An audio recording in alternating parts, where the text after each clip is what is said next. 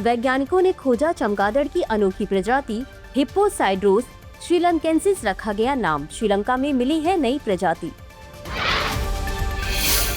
28 फरवरी को मनाया गया राष्ट्रीय विज्ञान दिवस।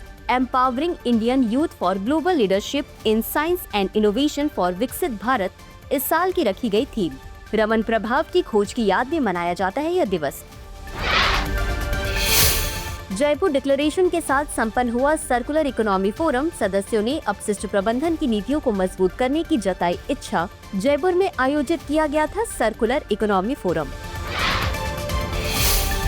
7 मार्च को मनाया गया जन औषधि दिवस। जेनेरिक दवाओं पर जागरूकता अभियान की हुई शुरुआत। इस मौके पर 500 से अधिक निःशुल्क स्वास्थ्य शिविर का हुआ आयोजन।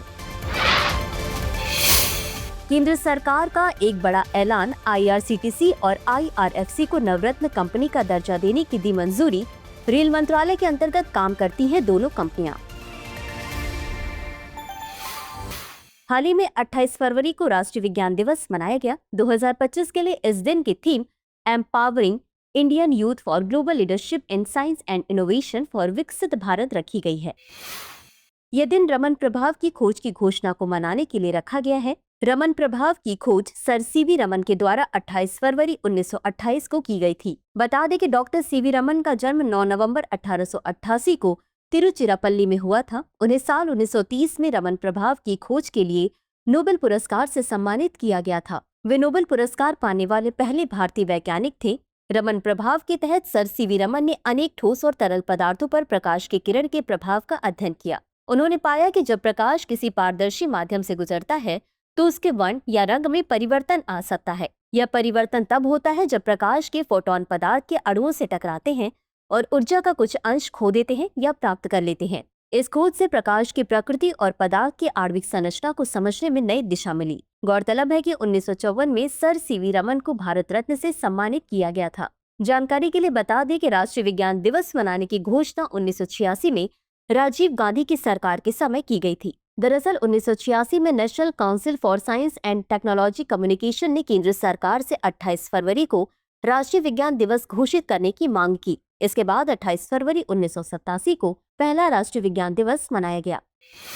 हाल ही में वैश्विक अनुसंधान दल ने श्रीलंका में पत्ती नाक वाले चमगादड़ की एक नई प्रजाति की खोज की है। इस नई प्रजाति को हिप्पोसाइड्रोस श्रीलंकेंसिस नाम दिया गया है। गौरतलब है कि यह शोध हैदराबाद के उस्मानिया विश्वविद्यालय के वन्यजीव जीव विज्ञान और वर्गीकरण प्रयोगशाला के प्रमुख C श्रीनिवासलू के नेतृत्व में किया गया था। इस शोध में श्रीलंका, भारत और थाईलैंड के चमगादड़ जीव विज्ञानियों ने सहयोग किया। इस अध्ययन ने नई प्रजातियों की पहचान और वर्गीकरण की दिशा में एक महत्वपूर्ण कदम उठाया है। बता दें कि हिप्पोसाइड्रोस श्रीलंकेंसिस में एक विशिष्ट चौड़ी नाक की पत्ती, अलग कान का आकार और विशेष कपाल संरचना पाई जाती है। इसके आनुवंशिक विश्लेषण से स्पष्ट हुआ है कि यह प्रजाति अन्य ज्ञात प्रजातियों से भिन्न है। यह खोज श्रीलंका की जैव विविधता में महत्वपूर्ण योगदान देती है। उल्लेखनीय है कि इस अध्ययन ने हिप्पोसाइड्रोस ब्रैकियोटिस की वर्गीकरण स्थिति का पुनर्मूल्यांकन किया। पहले हिप्पोसाइड्रोस ब्रैकियोटिस को हिप्पोसाइड्रोस गैलेरिटिस की उपप्रजाति माना जाता था। अब यह स्पष्ट हो गया है कि हिप्पोसाइड्रोस ब्रैकियोटिस भारत में पाई जाने वाली एक अलग प्रजाति है। इसके अतिरिक्त इस अध्ययन में दक्षिण पूर्व एशिया में हिप्पोसाइड्रोस गैलेरिटिस की आबादी में महत्वपूर्ण आनुवंशिक विचलन भी पाया गया है। हाल ही में फायरफ्लाई एरोस्पेस कंपनी ने ब्लू घोस्ट मिशन 1 के तहत अंतरिक्षयान को सफलतापूर्वक चंद्रमा पर उतारा है। बता दें कि यह अंतरिक्षयान चंद्रमा के उत्तर पूर्वी निकटवर्ती भाग में मौजूद ज्वालामुखी संरचना मॉस लैट्रियल के निकट उतरा है। बता दें कि ब्लू घोस्ट मिशन 1 का एक अन्य नाम ghost Riders in the sky भी है। यह अमेरिकी निजी कंपनी फायरफ्लाई एरोस्पेस का पहला चंद्र मिशन है जिसमें ब्लू घोस्ट चंद्र लैंडर का प्रयोग किया गया है। यह मिशन 15 फरवरी 2025 को लॉन्च किया गया था। इस मिशन में LISTER, LUGRE, SCAL, PSS जैसे 10 पेलोड शामिल है। ये पेलोड चंद्र सतह की जांच, विकिरण अध्ययन और धूल व्यवहार का विश्लेषण करेंगे। गौरतलब है कि यह मिशन लगभग 60 दिनों तक चलेगा। इस मिशन में चंद्रमा की सतह पर 14 दिन सक्रिय संचालन के लिए समर्पित होंगे। वहीं फायरफ्लाई एरोस्पेस के बारे में बात करें तो यह एक अमेरिकी निजी अंतरिक्ष कंपनी है। इस कंपनी की छोटे और मध्यम आकार के उपग्रहों के प्रक्षेपण में विशेषज्ञता है। इसकी स्थापना वर्ष 2014 में हुई थी। इसका मुख्य उद्देश्य किफायती, विश्वसनीय और तेजी से तैनात होने वाले स्पेस लॉन्च समाधान प्रदान करना है। इसका मुख्यालय टेक्सास, अमेरिका में स्थित है। इस कंपनी के मुख्य उत्पाद हैं अल्फा रॉकेट, बीटा रॉकेट और ब्लू घोस्ट लैंडर। हाल ही में एशिया और प्रशांत क्षेत्र में 12वें क्षेत्रीय 3R और सर्कुलर इकोनॉमी फोरम का समापन हुआ। इस फोरम के दौरान जयपुर घोषणा को अपनाया गया, जो संसाधन दक्षता बढ़ाने, टिकाऊ सामग्री उपभोग को बढ़ावा देने पर केंद्रित है। साथ ही अपशिष्ट प्रबंधन के सिस्टम को मजबूत करने के लिए प्रमुख रणनीतियों पर आधारित है। यह घोषणा सर्कुलर इकोनॉमी को बढ़ावा देने की दिशा में एक बड़ा कदम है। बता दें कि भारत ने इस फोरम में C3 यानी सिटीज कोलिशन फॉर सर्कुलरिटी शुरू करने का प्रस्ताव रखा। C3 एक बहुहितधारक एक अंतर्राष्ट्रीय गठबंधन है जिसका उद्देश्य शहरों में सर्कुलर अर्थव्यवस्था को बढ़ाना है। आवास और शहरी मामलों के राज्य मंत्री ने 3R सिद्धांत रिड्यूस, रीयूज, रिसाइकिल को अपनाने की जरूरत पर जोर दिया। इस फोरम में अपशिष्ट प्रबंधन, पर्यावरण स्थिरता और लैंगिक समावेशिता जैसे महत्वपूर्ण मुद्दों पर चर्चा की गई। भारत ने 2026 में विश्व सर्कुलर इकोनॉमी फोरम की मेजबानी करने की अपनी उम्मीदवारी भी जताई। इसके अलावा CITIIS 2.0 की शुरुआत की गई, जिसके तहत 14 राज्यों के 18 शहरों में एकीकृत अपशिष्ट प्रबंधन और जलवायु परिवर्तन के लिए 1800 करोड़ रुपए के समझौते किए गए। जानकारी के लिए बता दी कि फोरम में एशिया प्रशांत क्षेत्र के 24 देशों के साथ लगभग 200 अंतर्राष्ट्रीय प्रतिनिधि भी शामिल हुए। इसमें जापान, सोलमन द्वीप, तुवालू और मालदीव के प्रतिनिधि भी थे। इस कार्यक्रम में इंडिया पैवेलियन और 3R ट्रेड एंड टेक्नोलॉजी प्रदर्शनी जैसे प्रमुख आयोजनों का आयोजन किया गया। हाल ही में केंद्र सरकार ने IRCTC और IRFC को नवरत्न कंपनी का दर्जा देने की मंजूरी दी है। IRCTC यानी Indian railway catering and tourism corporation rail मंत्रालय के तहत एक सेंट्रल पब्लिक सेक्टर एंटरप्राइजेस है। इसका सालाना टर्नओवर 4270.18 करोड़ रुपए है। वहीं IRFC यानी Indian railway finance corporation 26,644 crore के सालाना टर्नओवर वाली एक कंपनी है। यह भी रेल मंत्रालय के तहत ही एक सेंट्रल पब्लिक सेक्टर एंटरप्राइजेस है। इस तरह भारत में अब कुल नवरत्न कंपनियों की संख्या 26 हो गई है। IRCTC को 25वीं नवरत्न कंपनी और IRFC को 26वीं नवरत्न कंपनी का दर्जा देने की घोषणा की गई है। बता दें कि किसी भी CPSC यानी central public sector enterprises company को नवरत्न का दर्जा हासिल करने के लिए कुछ शर्तों को पूरा करना पड़ता है। मसलन CPSC कंपनी को मिनीरत्न 1 के अनुसूची A का दर्जा हासिल करना होता है। साथ ही कंपनी बीते 5 साल में 3 बार एक्सीलेंट या वेरी गुड MOU रेटिंग प्राप्त की हो। इसके अलावा 6 पैरामीटर्स में कंपोजिट स्कोर 60 या उससे ऊपर का रहा हो। जानकारी के लिए बता दी कि नवरत्न का दर्जा उन पब्लिक सेक्टर की कंपनियों को दिया जाता है जो वित्तीय और बाजार में अच्छा प्रदर्शन करती है। यह मान्यता उनकी स्वायत्ता और वित्तीय अधिकार को बढ़ाती है। इस दर्जे का एक प्रमुख लाभ यह है कि नवरत्न कंपनियां बिना किसी सरकार की अनुमति के एक प्रोजेक्ट में 1000 करोड़ रुपए तक निवेश कर सकती हैं। हाल ही में संयुक्त राष्ट्र विश्व खाद्य कार्यक्रम ने दक्षिण अफ्रीका के जोहान्सबर्ग में स्थित अपने कार्यालय को बंद करने का निर्णय लिया है। यह कदम वित्तीय चुनौतियों के कारण उठाया गया है। दरअसल इसके पीछे की वजह ट्रंप प्रशासन द्वारा सहायता में कटौती को माना जा रहा है, जिससे WFP को अपने संचालन में समायोजन करना पड़ रहा है। अब पूर्वी और दक्षिणी अफ्रीका में WFP के सभी कार्यक्रम केन्या की राजधानी नैरोबी से संचालित होंगे। बता दें कि WFP दुनिया का सबसे बड़ा मानवीय संगठन है। यह आपातकालीन स्थितियों में लोगों की जान बचाने और खाद्य सहायता प्रदान करने में मुख्य भूमिका निभाता है। इसकी स्थापना 1961 में हुई थी और इसका पहला कार्यक्रम 1963 में सूडान में आयोजित किया गया था। WFP के मुताबिक वर्तमान में दुनिया में 343 मिलियन लोग गंभीर रूप से भूखे हैं। यह संस्था 120 देशों में 150 मिलियन से अधिक लोगों को खाद्य सहायता प्रदान करती है। गौरतलब है कि WFP की वित्त पोषण संरचना में संयुक्त राज्य अमेरिका सबसे बड़ा दाता है, जो संस्था के कुल बजट का लगभग आधा हिस्सा प्रदान करता है। जर्मनी दूसरे स्थान पर है, लेकिन अमेरिकी योगदान की तुलना में यह 4 गुना कम है। इस वित्तीय निर्भरता के कारण अमेरिकी फंडिंग में किसी भी कमी का WFP की संचालन क्षमता पर प्रतिकूल प्रभाव पड़ता है। जानकारी के लिए बता दें कि 2020 में WFP को नोबेल शांति पुरस्कार से नवाजा गया था। बीते दिनों 7 मार्च को जन औषधि दिवस आयोजित किया गया। इस दिवस के अवसर पर 1 से 7 मार्च 2025 तक देश भर में विभिन्न कार्यक्रम आयोजित किए गए। बता दें कि इस दिवस का उद्देश्य जेनेरिक दवाओं को बढ़ावा देना और उनके बारे में जागरूकता फैलाना है। जन औषधि दिवस के 7 दिवसीय कार्यक्रम हर दिन अलग अलग शीर्षक के साथ आयोजित किए गए। मसलन दूसरे दिन के कार्यक्रम में स्वास्थ्य और समृद्धि का संदेश फैलाने के लिए देश भर में 25 स्थानों पर हेरिटेज वॉक का आयोजन किया गया। इस दिन विशेष रूप से वरिष्ठ नागरिकों के लिए 500 से अधिक निःशुल्क स्वास्थ्य शिविर आयोजित किए गए।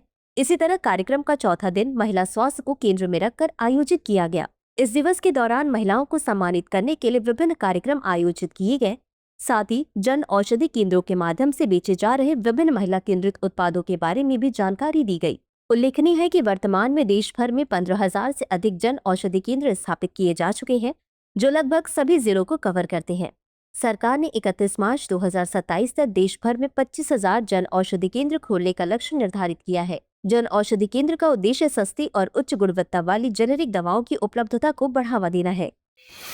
हाल ही में नई दिल्ली में राष्ट्रीय स्वास्थ्य मिशन के मिशन संचालन समूह की 9वीं बैठक आयोजित की गई। इसमें केंद्रीय स्वास्थ्य मंत्री जेपी नड्डा ने कहा कि भारत ने राष्ट्रीय स्वास्थ्य नीति के तहत मातृ मृत्यु दर या NMR को प्रति 1 लाख जीवित जन्मों पर 100 मृत्यु तक लाने का लक्ष्य हासिल कर लिया है।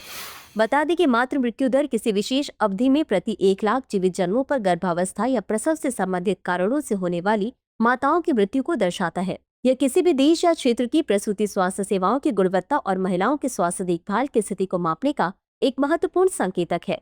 भारत में मातृ एवं शिशु मृत्यु दर में सुधार हुआ है। वर्तमान आंकड़ों के अनुसार भारत में मातृ मृत्यु दर में 83% की कमी आई है। वहीं राष्ट्रीय स्वास्थ्य मिशन के बारे में बात करें तो इसे भारत सरकार द्वारा वर्ष 2013 में राष्ट्रीय ग्रामीण स्वास्थ्य मिशन और राष्ट्रीय शहरी स्वास्थ्य मिशन को मिलाकर शुरू किया गया था। इसके मुख्य कार्यक्रम संबंधी घटकों में ग्रामीण और शहरी क्षेत्रों में प्रजनन, मातृ, नवजात बाल और किशोर स्वास्थ्य तथा संचारी एवं गैर संचारी रोगों के लिए स्वास्थ्य प्रणाली को मजबूत करना शामिल है। गौरतलब है कि NHM न्याय संगत, सस्ती और गुणवत्तापूर्ण स्वास्थ्य देखभाल सेवाओं तक सार्वभौमिक पहुंच की परिकल्पना करता है, जो लोगों की जरूरतों के प्रति जवाबदेह और उत्तरदायी है। NHM के तहत शुरू की गई प्रमुख पहलें हैं जननी शिशु सुरक्षा कार्यक्रम, राष्ट्रीय बाल स्वास्थ्य कार्यक्रम, प्रधानमंत्री राष्ट्रीय डायलिसिस कार्यक्रम आदि। तो आइए खबरों से जुड़े 5 सवालों पर डालते हैं एक नजर। राष्ट्रीय विज्ञान दिवस 2025 के संदर्भ में निम्नलिखित कथनों पर विचार कीजिए। 1. यह दिवस हर साल 29 फरवरी को मनाया जाता है। 2. यह दिन रमन प्रभाव की खोज की घोषणा को मनाने के लिए रखा गया है। 3. रमन प्रभाव की खोज सर CV रमन के द्वारा 28 फरवरी 1928 को की गई थी। उपर्युक्त में से कितने कथन सही है या सही है? A केवल 1, B केवल 2, C सभी 3, D इनमें से कोई नहीं। अगला प्रश्न है, ब्लू घोस्ट मिशन 1 के संदर्भ में निम्नलिखित कथनों पर विचार कीजिए। 1. यह मिशन फायरफ्लाई एरोस्पेस कंपनी से संबंधित है। 2. इसका दूसरा नाम ghost Riders in the sky भी है। 3. इसे 15 फरवरी 2025 को लॉन्च किया गया था। उपर्युक्त में से कितने कथन सही है या सही है? A केवल 1, B केवल 2, C सभी 3, D इनमें से कोई नहीं। अगला प्रश्न है, IRCTC और IRFC कॉरपोरेशन के संदर्भ में निम्नलिखित कथनों पर विचार कीजिए। 1. इन्हें केंद्र सरकार ने नवरत्न कंपनी का दर्जा देने की मंजूरी दी है। 2. IRCTC केवल ट्रेनों के टिकटों की बुकिंग से संबंधित कार्य करता है। 3. IRFC भारतीय रेलवे की वित्तीय स्थिति को सुदृढ़ करने में मदद करता है। उपर्युक्त में से कितने कथन सही है या सही है? A केवल 1, B केवल 2, C सभी 3, D इनमें से कोई नहीं। अगला प्रश्न है, विश्व खाद्य कार्यक्रम के संदर्भ में निम्नलिखित कथनों पर विचार करें। 1. यह विश्व का सबसे बड़ा मानवीय संगठन है। 2. इसकी स्थापना 1961 में हुई थी। 3. इसके वित्त पोषण संरचना में USA सबसे बड़ा दाता है। उपर्युक्त में से कितने कथन गलत है या गलत हैं? A केवल 1, B केवल 2, C सभी 3, D इनमें से कोई नहीं। अंतिम प्रश्न है, जयपुर घोषणा के संदर्भ में निम्नलिखित कथनों पर विचार कीजिए। 1. इसे 12वें क्षेत्रीय 3R और सर्कुलर इकोनॉमी फोरम में अपनाया गया। 2. यह घोषणा एशिया और प्रशांत क्षेत्र में सर्कुलर इकोनॉमी को बढ़ावा देने के लिए की गई थी। 3. इसमें प्लास्टिक कचरे के प्रबंधन और पुनर्चक्रण पर विशेष ध्यान दिया गया। उपर्युक्त में से कितने कथन गलत है या गलत है? A केवल 1, B केवल 2, C सभी 3, D इनमें से कोई नहीं। चलते चलते डालते हैं कुछ छोटी मगर जरूरी खबरों पर एक नजर। हाल ही में 97वें अकादमी पुरस्कार ऑस्कर अवार्ड्स हॉलीवुड के डॉल्बी थिएटर में आयोजित किए गए। इसमें सीन बेकर की अनोरा सबसे बड़ी विजेता बनकर उभरी, जिसने सर्वश्रेष्ठ फिल्म, सर्वश्रेष्ठ निर्देशक, सर्वश्रेष्ठ अभिनेत्री, सर्वश्रेष्ठ संपादन और सर्वश्रेष्ठ मूल पटकथा सहित 5 ऑस्कर जीते। इसके साथ ही एड्रियन ब्रॉडी लगातार 2 सर्वश्रेष्ठ अभिनेता ऑस्कर जीतने वाले पहले अभिनेता बन गए। ऑस्कर अवार्ड्स को अकादमी पुरस्कार भी कहा जाता है। यह पुरस्कार प्रतिवर्ष academy of motion picture arts and sciences द्वारा किया जाता है। इस पुरस्कार में विजेताओं को ट्रॉफी के रूप में एक स्वर्ण प्रतिमा की एक प्रति दी जाती है, जिसे अकादमी अवार्ड ऑफ मेरिट कहा जाता है। हाल ही में अमेरिकी राष्ट्रपति डोनाल्ड ट्रंप ने अंग्रेजी को संयुक्त राज्य अमेरिका की आधिकारिक भाषा घोषित किया है। बता दें कि यह पहली बार है जब अमेरिका ने संघीय स्तर पर किसी भाषा को आधिकारिक रूप से मान्यता दी है। अमेरिका के 30 से अधिक राज्यों ने पहले से ही अंग्रेजी को अपनी आधिकारिक भाषा घोषित कर दिया है। गौरतलब है कि वर्ष 2022 के अमेरिकी जनगणना आंकड़ों के अनुसार अंग्रेजी के अलावा अन्य भाषाएं बोलने वाले लोगों की संख्या 1980 के बाद से 3 गुना से अधिक हो गई है। साथ ही लगभग हर 10वां अमेरिकी अपने घर पर अंग्रेजी के अलावा दूसरी भाषा बोलता है, इसलिए इस आदेश से इन समुदायों पर असर पड़ सकता है। हर साल 3 मार्च को विश्व वन्यजीव दिवस के रूप में मनाया जाता है। यह दिवस वन्यजीवों और उनके प्राकृतिक आवासों के संरक्षण के प्रति जागरूकता बढ़ाने के लिए समर्पित है। इस दिवस की शुरुआत साल 2023 में संयुक्त राष्ट्र द्वारा की गई थी। गौरतलब है कि यह दिवस वर्ष 1973 में वन्यजीव और वनस्पतियों की लुप्तप्राय प्रजातियों में अंतर्राष्ट्रीय व्यापार पर कन्वेंशन के हस्ताक्षर दिवस का प्रतीक है। विश्व वन्यजीव दिवस के लिए वर्ष 2025 की थीम है वन्यजीव संरक्षण वित्त, लोगों और गृह में निवेश।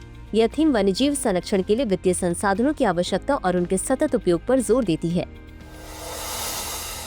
हाल ही में चक्रवाती तूफान अल्फ्रेड ने ऑस्ट्रेलिया के दक्षिण पूर्वी तट पर हवाई यातायात में भारी व्यवधान उत्पन्न किया है। चक्रवात अल्फ्रेड शेरडी 2 का तूफान है। इसकी गति लगभग 155 किलोमीटर प्रति घंटा तक पहुंच रही है, जिससे क्वींसलैंड क्षेत्र में तेज हवाएं और भारी वर्षा हो रही है। बता दें कि यह एक सक्रिय उष्णकटिबंधीय चक्रवात है।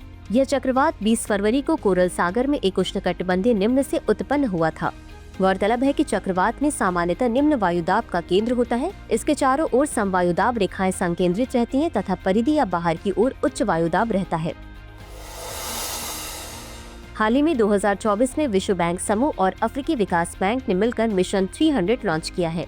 इसका लक्ष्य 2030 तक उप सहारा अफ्रीका में 300 मिलियन लोगों को बिजली से जोड़ना है। यह महत्वाकांक्षी पहल वर्षों के आधारभूत कार्य पर आधारित है, जिसका अधिकांश भाग ऊर्जा क्षेत्र प्रबंधन सहायता कार्यक्रम द्वारा संचालित है। इसका मकसद स्वच्छ एवं विविध ऊर्जा स्रोत, आर्थिक विकास और रोजगार सृजन सुनिश्चित करने हेतु विद्युतीकरण में तेजी लाना है। बता दें कि उप सहारा अफ्रीका में लगभग 600 मिलियन लोग बिजली से वंचित हैं, जो वैश्विक अविद्युतीकरण आबादी का 83% है। हाल ही में चीन के भूवैज्ञानिकों ने मंगोलिया क्षेत्र में 10 लाख टन थोरियम का पता लगाया है। थोरियम एक प्रकार का रासायनिक तत्व है जो ऊर्जा उत्पन्न करता है। यह यूरेनियम से 200 गुना अधिक ऊर्जा उत्पन्न करता है और इसकी सबसे बड़ी खासियत यह है कि इसमें पिघलने का कोई खतरा नहीं होता। थोरियम रिएक्टरों, जिसे पिघले लवण रिएक्टर कहते हैं, को ऊर्जा उत्पादन में एक बड़ा बदलाव लाने वाला माना जा रहा है। ये रिएक्टर सुरक्षित होते हैं क्योंकि इन्हें जल शीतलन की जरूरत नहीं होती और इससे निकलने वाले रेडियोधर्मी अपशिष्ट भी बहुत कम होते हैं। थोरियम का उपयोग भविष्य में ऊर्जा संकट को हल करने में मदद कर सकता है। प्रिय व्यूअर्स, हमारी टीम कोशिश करती है कि आपको दी गई खबरों में एक भी गलती ना हो, लेकिन यदि किसी सोर्स या ह्यूमन एरर की वजह से ऐसी गलती हो जाती है तो इस वीडियो के कमेंट बॉक्स में उस गलती को सुधार कर पिन कर दिया जाता है। यह आपको कमेंट बॉक्स में सबसे ऊपर दिखाई देता है। डियर व्यूअर्स, अपने एग्जाम की तैयारी को और बेहतर करने के लिए हमारे चैनल को लाइक, शेयर और सब्सक्राइब करना न भूलें।